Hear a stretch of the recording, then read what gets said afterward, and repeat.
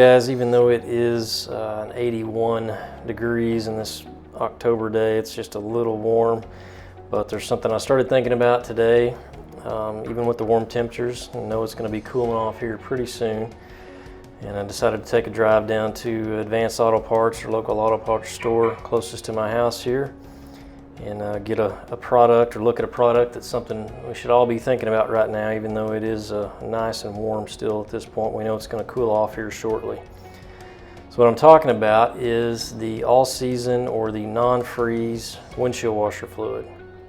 If it's ever been super cold and freezing temperatures in the wintertime and you go to use your windshield washer and you realize that it does not work because all the fluid inside your windshield washer tank is frozen, reason being is because it has not been changed out with any type of de-icer or material that will keep the fluid from freezing inside the tank. You just have to wait till it thaws before you can use it. What I got was a gallon of Rain-X All Season. This is actually a 2-in-1. You can use this year-round.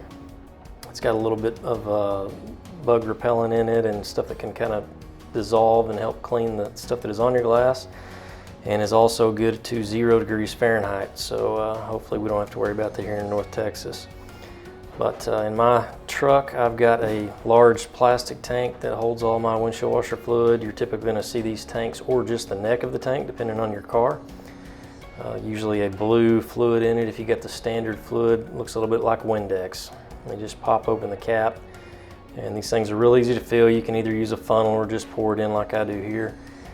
You just take the cap off. You're going to have a seal at the top that you'll have to break and get it open, and then you can just pour it straight in. You can mix it with the current liquid you've got, or if you just want to go full on with what's in there, you can use what's in yours, or pull it out with some sort of suction device and then get all this 2-in-1 in here. I just basically topped off every car in our household with this particular mixture, and then I'll add it as it gets a little bit colder.